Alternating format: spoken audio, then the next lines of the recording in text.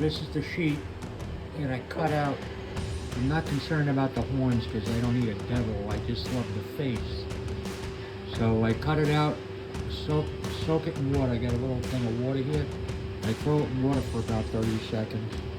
I have marked on the rim exactly where I want to go. I line that line up with the nose in order to put it on there. And then I'll airbrush around that to blend it in.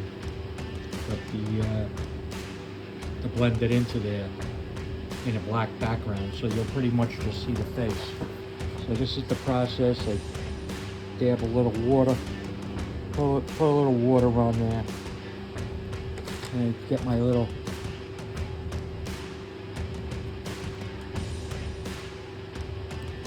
I take that,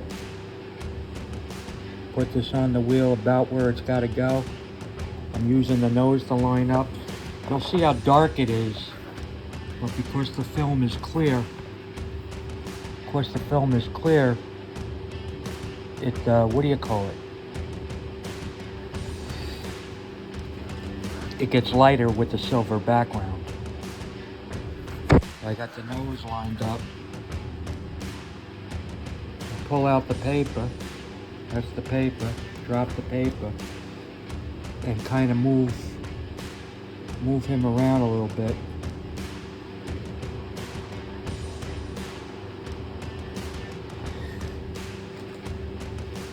And then get a rag and dab the water out. Dab the water out. There's water underneath it. Well, you push that water out of there, and now it becomes part. You don't want to rub it. I've already sprayed this whole sheet with Intercoat Clear, so it locked in the ink. But you just want to dab it, and now it's part of the rim. And it brightened up because the silver underneath it. And then I'll airbrush over them horns and stuff and around this thing to try to blend it in. I'm prepping for paint. It'll all be blended in with paint. But this is what I do. All this million pieces of friggin' tape to make it all happen. I'll send it to you when it's painted. You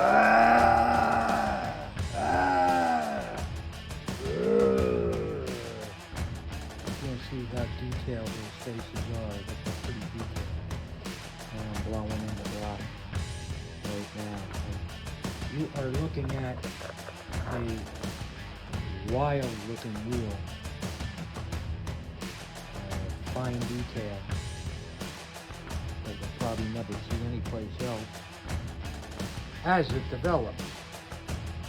So consider yourself lucky that I'm letting you into my bag of tricks here to figure out how I accomplish what I accomplished. So this is done.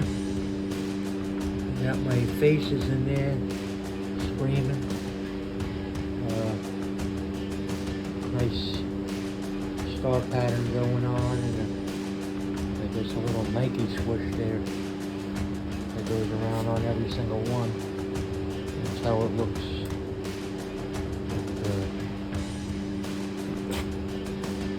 Screaming faces are pretty cool. You can see the blue ice pearls in there. This has all been clear coated with House of Color Show Clear. I did add some blue ice pearls into that. So this will probably get sanded one more time, and then get a coat or two of clear to be finished.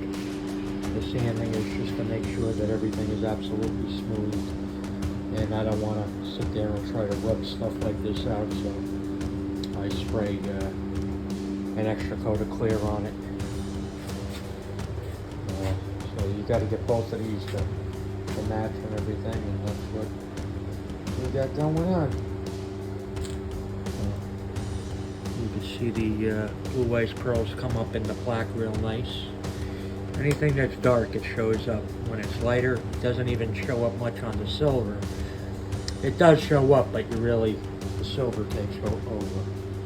It shows up in the black real nice. You can't see it on the video as well as you can. And especially my LED light versus the sun, it really pops in the sun. This thing pops in the sun. Now this tire is complete now. Same thing with the other wheel. Acorn nuts. Fill it up. No leaks. Many places it can leak from, no leaks. But this is the paintwork. Those screaming faces in the paint. Got the blue ice pearls going on this one too. There's red in between the spokes. Blue coming up underneath there. There's some, you can see the different artwork that's going on underneath this silver underneath those. I like it how it came out. Maybe once in a while, there's another screaming face. Both sides are identical. I mean, it's absolutely smooth. It's not clean right now. I gotta clean the whole thing, but you know, got the screaming faces over there on both sides. Little airbrush work in the silver line in the middle there.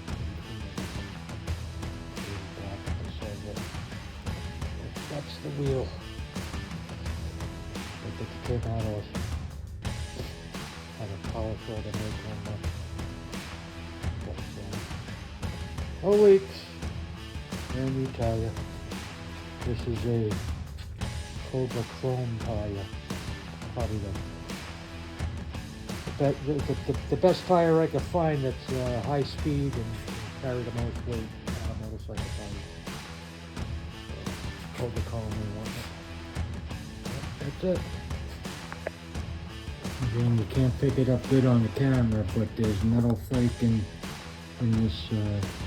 All the black has the blue ice pearls. You can see popping up and everything. The blue ice pearls drawn over this whole thing. So, that's both of them.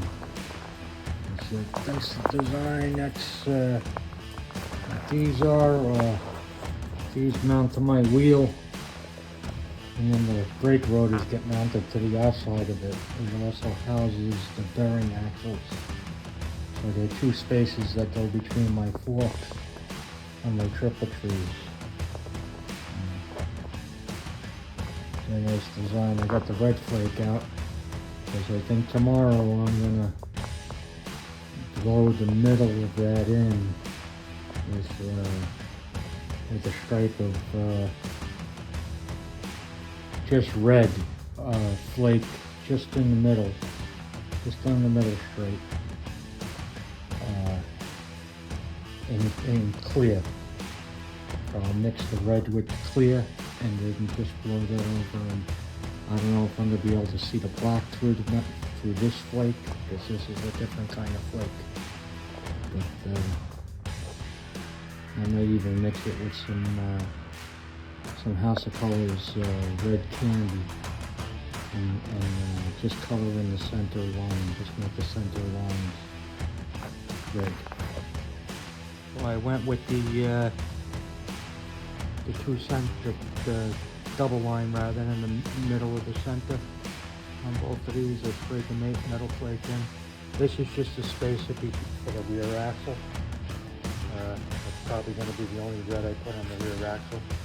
But I sprayed that metal flake, so never sprayed, well, metal flake. Never sprayed flake before in my life, but you know, I tried to spray it through my Harbor Freight touch-up gun, and that just clogged the hell out of it. And then I did a little research and found, told me to use a 1.4 tip for this size flake. I think this is 008 metal flake, 0.008 metal flake. And you know, I have a 3M gun that has multiple tips, so I was able to spray it. I know it's supposed to be sprayed as a base, but this is a final coat, so I guess I'll spray it with some clear, sand it, and then spray it with some more clear to smooth it all out. First time, success.